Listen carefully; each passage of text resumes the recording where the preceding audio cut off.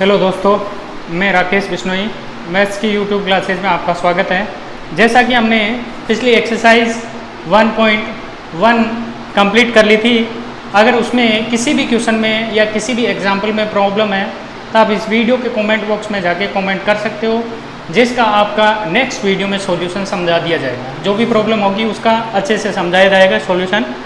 अब स्टार्ट करते हैं 1.2, जिसके बारे में हमने कुछ पढ़ा था। प्रतिलोम फलन क्या है, प्रतिलोम फलन के अवयवों का प्रतिलोम क्या होता है, उसके बारे में पिछले वीडियो में हमने पढ़ा था। अब हम एक्सरसाइज को स्टार्ट करते हैं। बेसिक इसका पढ़ लिया था। एक्सरसाइज 1.2 स्टार्ट करते हैं, जिसका फर्स्ट क्वेश्चन है, जो आपको एक सेट ए दे रखा है। यदि सेट ए इक्वल टू 1 2 3 4 एक सेट बी दे रखा है, ए बी सी डी हो, देन ए से बी में 4 एके की आच्छादक फलन परिभाषित कीजिए। ए टू बी में आपको 4 1 ऑन टू फंक्शन डिफाइंड करने हैं, परिभाषित करने हैं, और उनके प्रतिलोम फलन भी आपको बताने हैं, उनके इनवर्स फंक्शन भी आपको फाइंड करने हैं। तो सबसे पहले फलन क्या मानते हैं, एक एफ मानते हैं।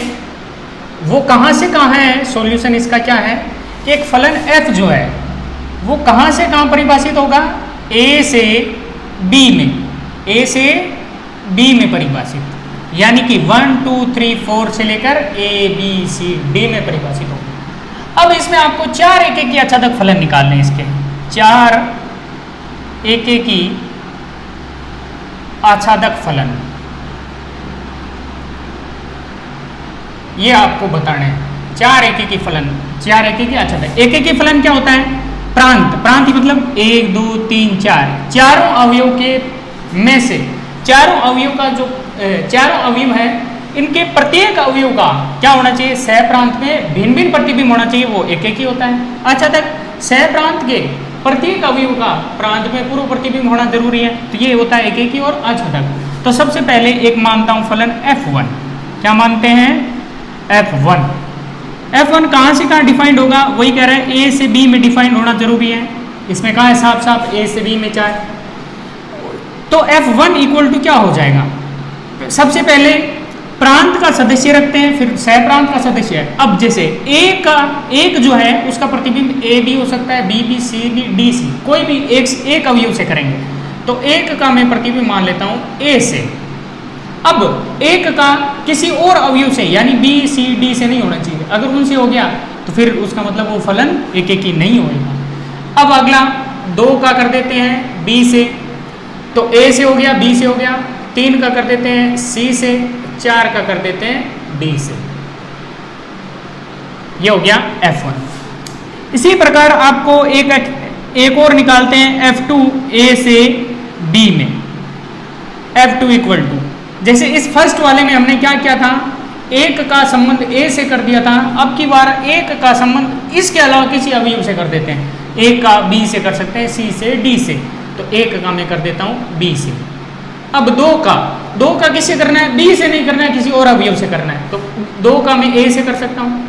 3 का बी और ए से नहीं कर सकते, सी और डी में से किसी से कर सकते हैं, सी से चलने दो पहले वाले की तरह, और 4 का डी से चलने दो। ये 2 अवयव हो गए, इस 2 फलन हो गए। इसी प्रकार F3 जो है वो भी ए से बी में होगा। F3 इक्वल टू क्या हो जाएगा, एक का इसमें ए से कर लिया, बी से कर लिया, इसमें सी से कर सकते हैं, या बी से भी कर सकते हैं। आगे वाले किसी अवयव को आप चेंज कर देना, फलन अपने आप ही चेंज हो जाएगा। तो इसका मैं कर देता हूं सी से।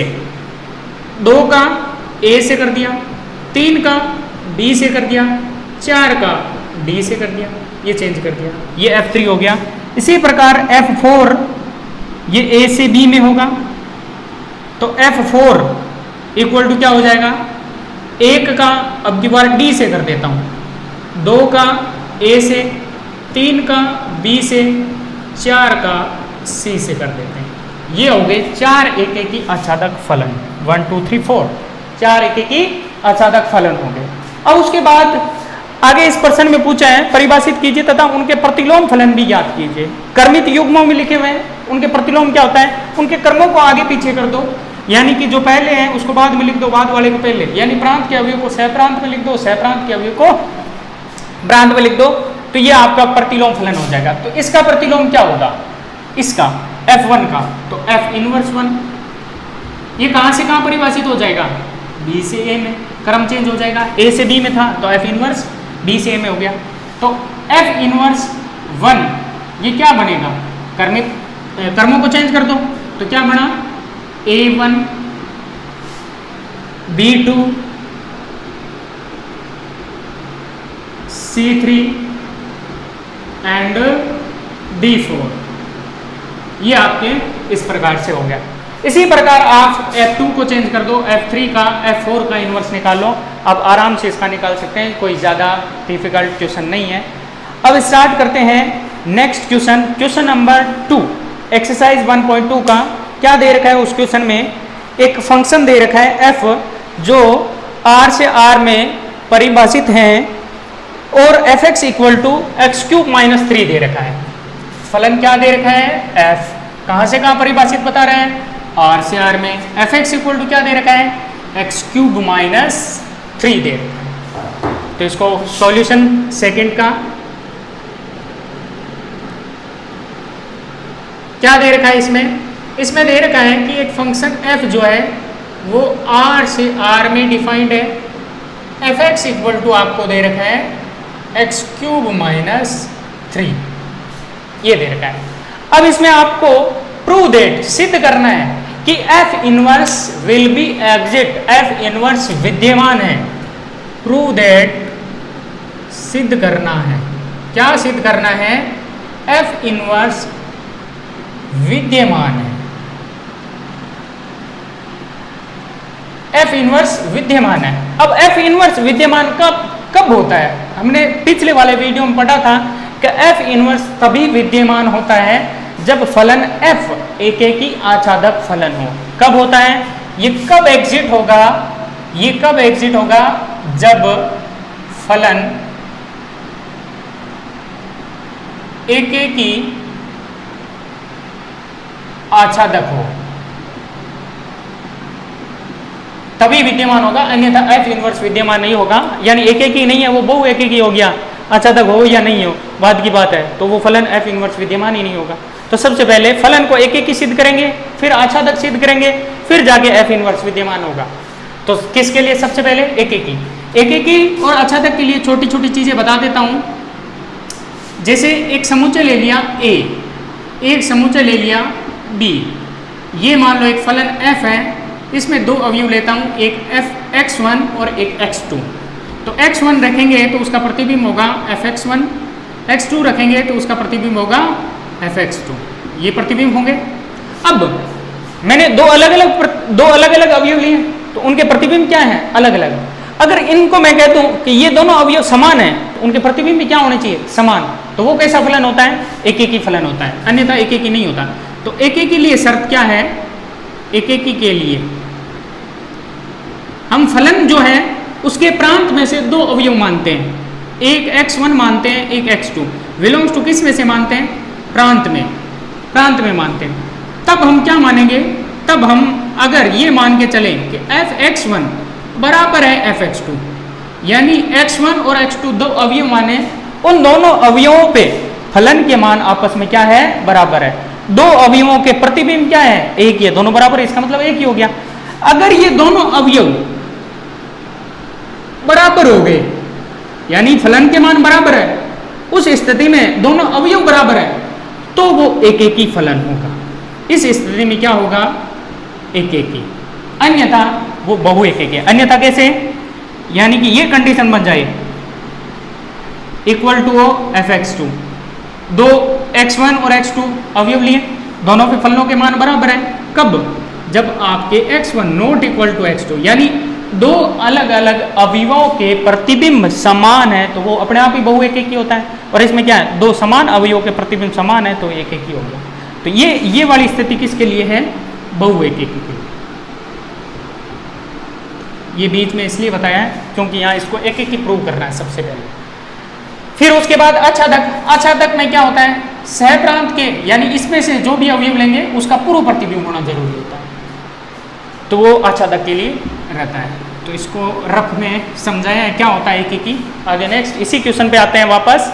सबसे पहले एकेकी सिद्ध करना है, तो एकेकी के लिए वही क्या मानते हैं, माना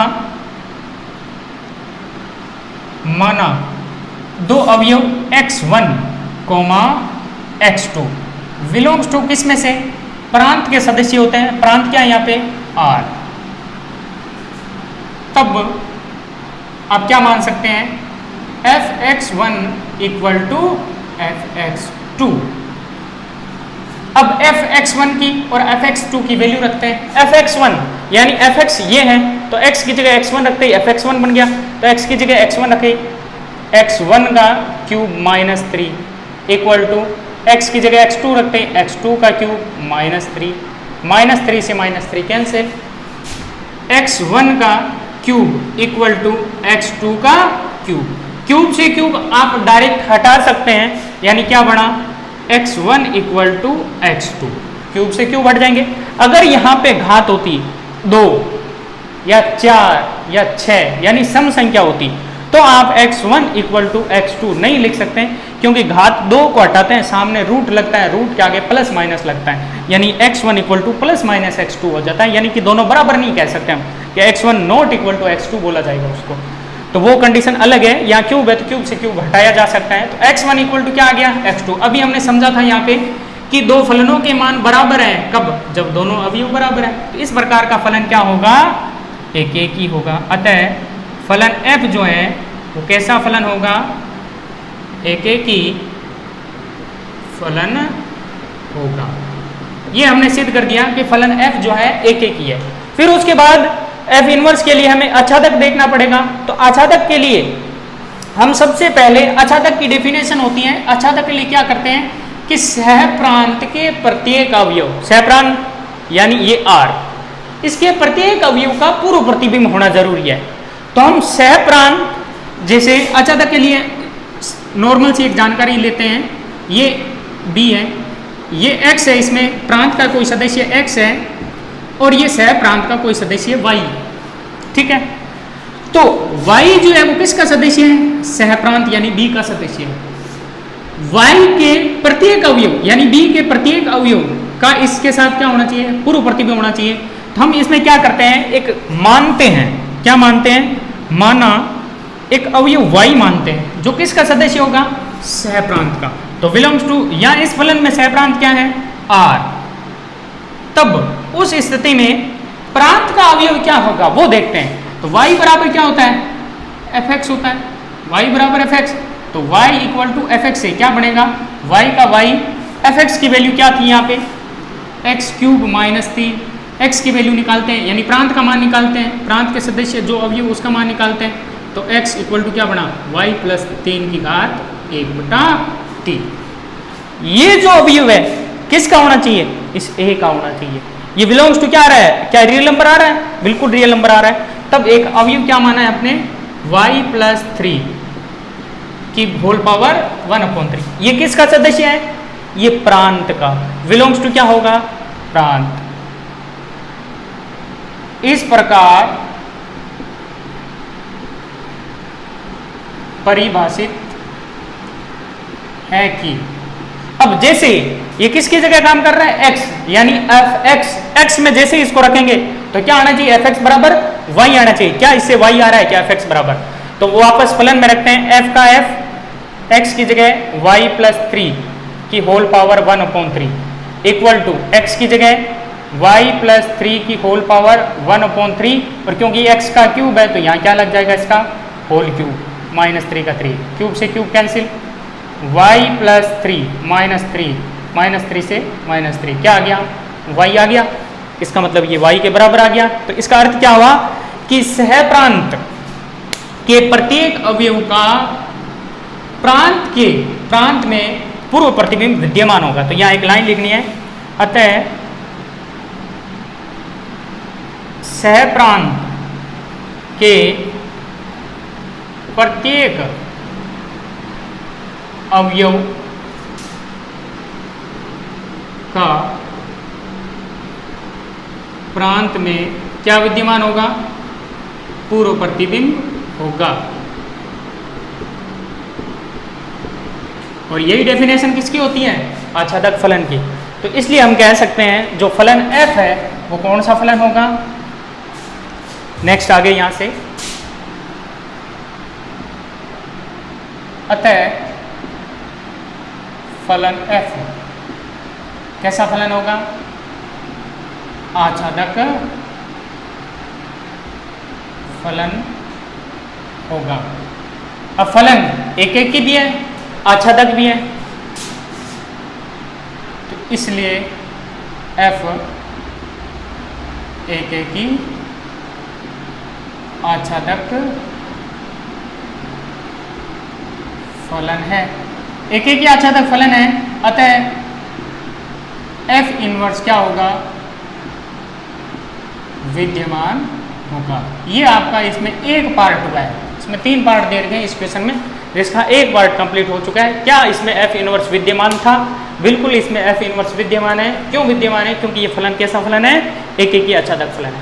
फिर आगे पूछे हैं f इनवर्स का सूत्र ज्ञात कीजिए, यानी कि f इनवर्स x जो है उसका मान ज्ञात कीजिए, क्या होगा? तो इसको आगे क्या फाइंड करना है? वापस वही फलन तो आपके वही दे रखे हैं, आगे इसको क्वेश्चन को बढ़ाते हैं, सेकंड पार्ट इसका करते हैं। क्या बोला है कि वही फलन है r से r में fx बराबर x क्यूब माइनस 3 दिया हुआ है। अब इसमें f इनवर्स का मान निकालना है, यानी f इनवर्स x का मान निकालना है। तो आगे इसको बढ़ाते हैं, तो उससे पहले f इनवर्स कहाँ से कहाँ विद्यमान होगा? क्योंकि f जो है एक एक की आच्छादक फलन है, अतः f इनवर्स जो होगा कहां से कहां विद्यमान होगा? r से r में, यानी सह प्रांत f इनवर्स का प्रांत बन जाएगा और f का प्रांत f इनवर्स का सह प्रांत होगा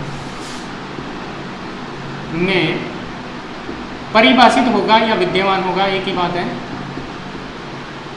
होगा।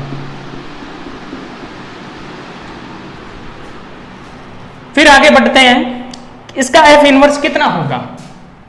क्योंकि हमने इससे पहले कुछ वीडियो में देखा था कि f inverse y equal to क्या होता है? x। तो यहां से fx इक्वल टू क्या बना? y। fx इक्वल टू क्या बना? y। f इनवर्स y का आपको मान निकालना है, यानी x की वैल्यू अगर निकल गई तो वही आपका f इनवर्स y होगा, उसका प्रतिलोम होगा। fx की जगह fx की वैल्यू क्या है? x cube minus 3 equal to y का y। यहाँ से x की वैल्यू निकालनी है, वही वैल्यू आपका इनवर्स फंक्शन होगा।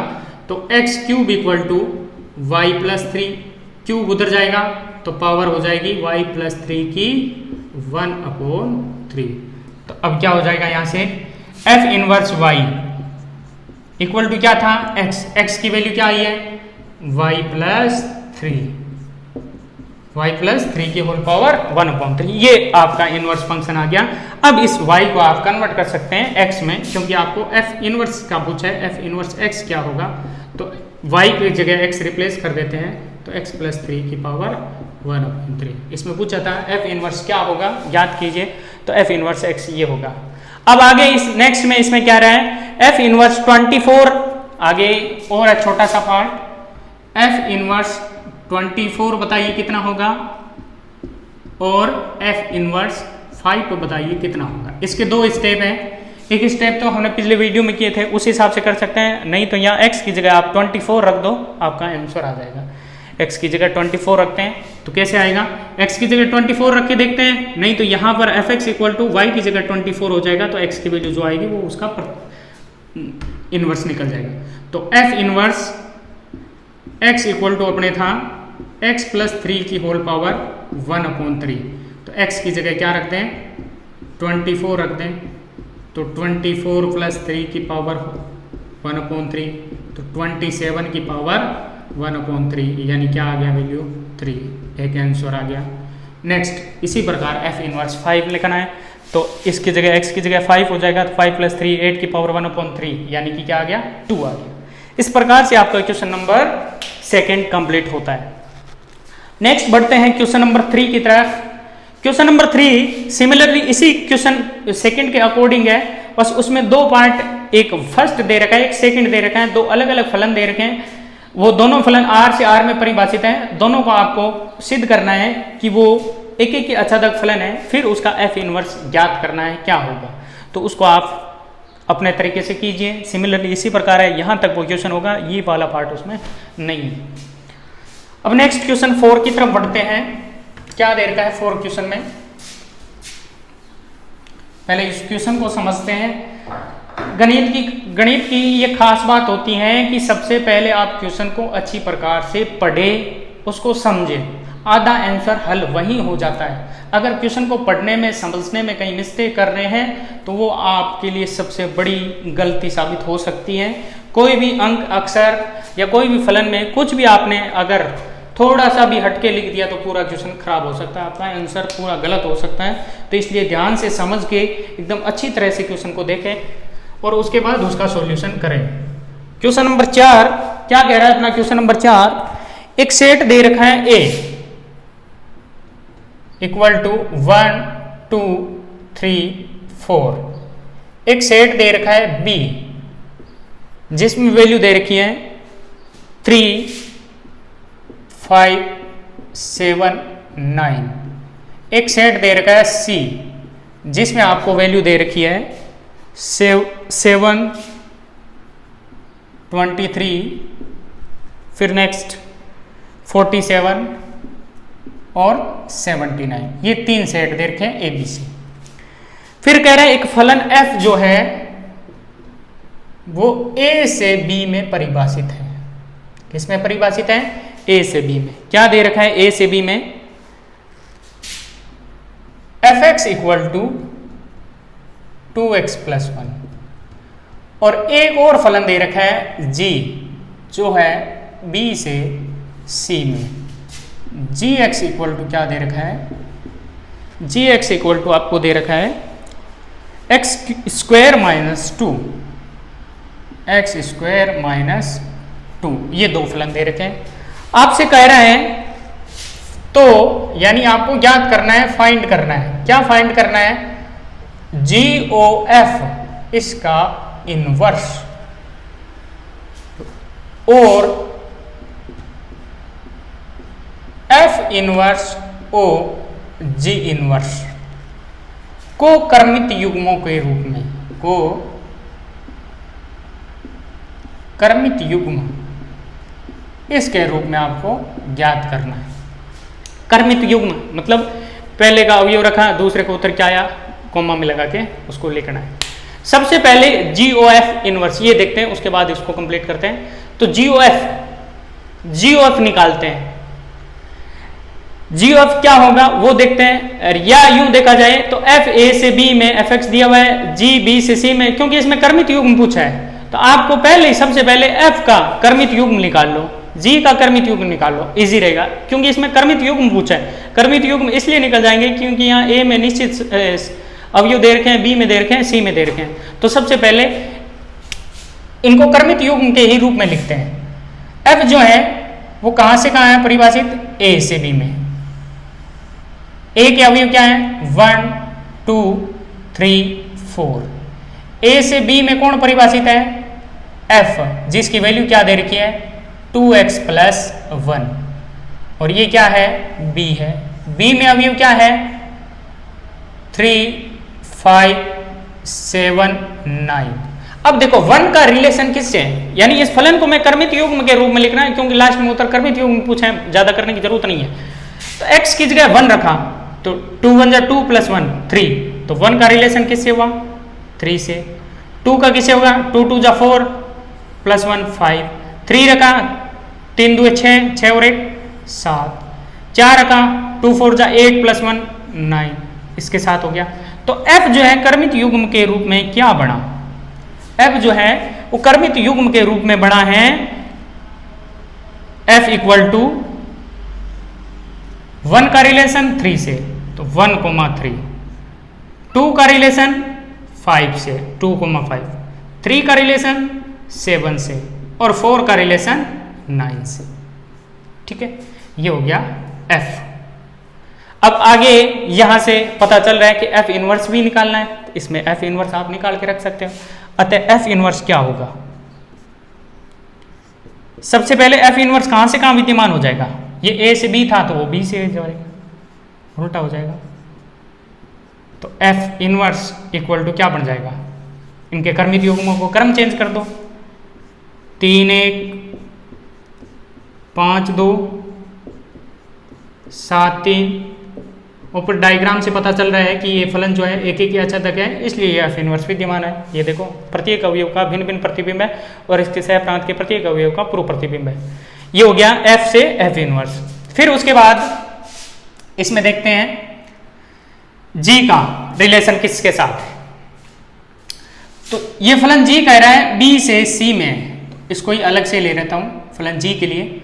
ये बी में दे रखा है 3 5 7 9 और ये सी में क्या दे रखे हैं अवयव 7 23 47 79। अब 3 का संबंध किससे होगा, फलन आपका क्या है इस पे लिख देता हूं g इक्वल टू फलन आपको दे रखा है x स्क्वायर माइनस 2 से।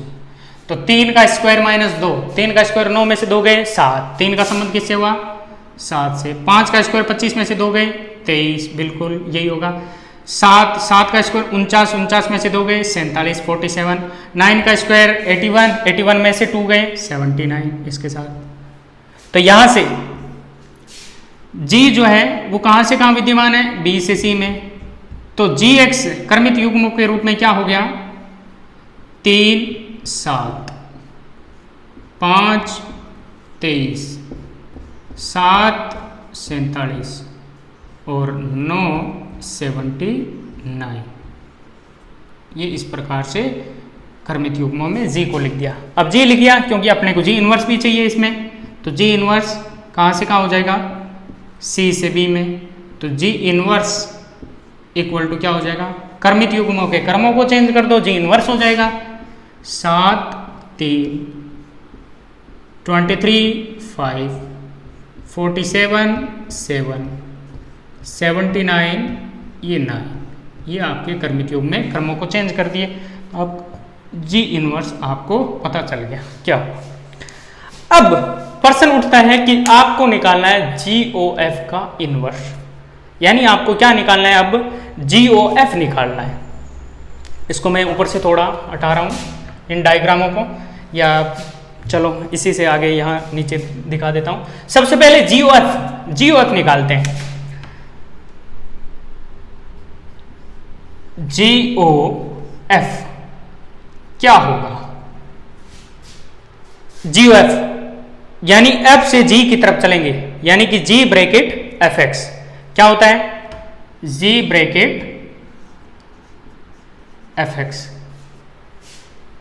GOF कहां से कहां विद्यमान होगा, GOF जो है वो A से C में होगा, A से C में होगा। अब A वाले 1 रखेंगे तो 1 का संबंध किससे है 3 का वापस किससे हो रहा है 7, तो 1 का संबंध किससे हो जाएगा 7 से। यहां से भी देख सकते हैं 1 का संबंध 3 से, 3 का संबंध किससे है 7 से। तो GOF बराबर क्या हुआ, 1 का संबंध 3 से था, 3 का किससे हो रहा है 7 से, तो 1 का संबंध किससे हो गया 7 से। इसी प्रकार 2 का संबंध 5 है, तो 5 का संबंध उसमें किससे है 23 से, तो 2 का संबंध किससे हो गया 23 से। फिर 3 का संबंध किससे है 7 से, 7 का किससे है 47 से, तो 47। फिर इसमें 4 का संबंध 9 से है, तो 4 का किससे हो जाएगा, 4 का 9 से था, तो 9 का किससे है 79, तो 4 का 79 से हो जाएगा। ये आपका क्या बन गया GOF बन गया। उसके बाद आपको GOF का इनवर्स और देखना है, इसको रफ कर रहा हूं यहां से, फिर नेक्स्ट ये काम आने वाले हैं अभी। नेक्स्ट उसके बाद यहां से GOF का इनवर्स। अब GOF कहां से है A से B में, तो ये कहां से कहां होगा, सॉरी A से C में, तो ये कहां से कहां विद्यमान होगा C से A में। वैल्यू क्या होगी GOF इनवर्स इक्वल टू, इनके कर्मों को चेंज कर देते हैं, 7 1 23 2 और 47 3 और 79 4। ये आपका आ गया GOF का इनवर्स क्रमित युग्म के रूप में। एक सॉल्यूशन हो गया। अगला नेक्स्ट कह रहा है F इनवर्स OG इनवर्स। अगला क्या कह रहा है एफ इनवर्स ओ जी इनवर्स, इसको भी क्रमित युग्म के रूप में लिखिए। तो यहां पर एफ इनवर्स ओ जी इनवर्स में आपको क्या चाहिए, आपको चाहिए एफ इनवर्स चाहिए, जी इनवर्स चाहिए। तो यहां पर जी इनवर्स आगे लें तो जी इनवर्स आगे, ये आगे आएगा, एफ इनवर्स पीछे जाएगा। तो यहाँ सी से बी में और ये बी से ए में, तो इसका कहां से कहां हो जाएगा, सी से ए में। इसका भी क्रम क्या रहेगा, सी से ए में। G inverse F inverse O ji inverse equal to क्या होता है। अब देखो 7 का संबंध 3 से, तो 3 का संबंध किससे, 1 से। तो 7 का संबंध किससे हो गया, 1 से। 7 का संबंध 1 से, क्योंकि जी इनवर्स ये इस तरह से होता है, F inverse G inverse x. तो पहले सदस्य किसका देखा जाएगा, जी का देखा जाएगा। उसके बाद एफ वाले से कौन से संबंध है, तो जी का 7 देखा, 7 का संबंध 3 था। अब 3 वाला एफ में किससे है, 1 से। तो 7 का संबंध किससे हो गया, 1 से हो गया। अब आगे देखते हैं 23। तो 23 का संबंध, 23 किस में से लिया, जी में से। तो 23 का संबंध 5 में है, तो एफ में 5 का संबंध किससे है, 2 से। एफ में संबंध किससे है, 2 से। फिर उसके बाद 47 का संबंध 7 से है, तो 7 का संबंध 3 से है। तो 47,3। फिर उसके बाद 79 का 9 से है, तो 9 का किससे है, 4 से। तो 79 का किससे हो जाएगा, 4 से। अब दोनों फलनों की खास बात क्या है, दोनों फलनों की खास बात यह है कि जी ओ एफ इनवर्स जो है इसकी वैल्यू ये थी, जी ओ एफ इनवर्स की, एफ इनवर्स ओ जी की वैल्यू ये है। तो इसलिए हम कह सकते हैं, एक फॉर्मूला बना सकते हैं। इसमें तो यहाँ तक ही आंसर पूछा था, यहाँ तक ही बताना था। ये आपका क्वेश्चन कंप्लीट हो गया, यहाँ तक आंसर आ गया। अब आगे एक फॉर्मूला क्या बना कि जी ओ एफ इसका होल इनवर्स ये जो होता है एफ इनवर्स ओ जी इनवर्स के बराबर होता है। या एक और देख सकते हैं, एफ ओ जी का whole inverse equal to g inverse o F inverse.